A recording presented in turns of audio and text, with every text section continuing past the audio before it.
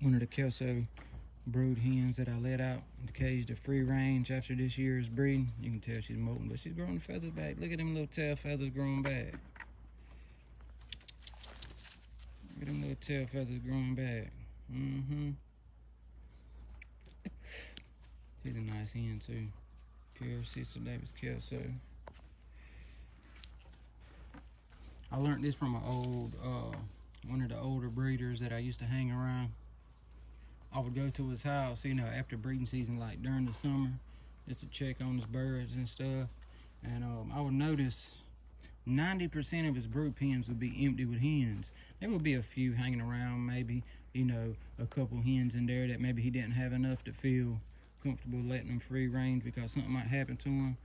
But that was only maybe like 3 brood pens. The rest of his hens, they would be out free ranging. And he said, you know, 1, I save on feed, and 2, the hens, if you let them free range for, say, you know, 4, 5, 6 months until, you know, maybe February the next year, he said they will be so much better for you to lay eggs. You will see that the eggs is more, the hens are more fertile because they're getting the more nutrients they're getting just from game feed.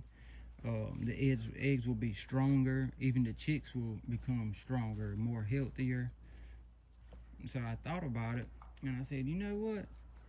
That is true, because you could take a hen, one of these hens, you know, molting season, throw her out there on the yard, and she feels pretty good when you take her out.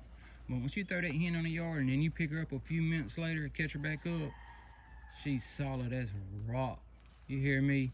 She's just unbelievable healthy.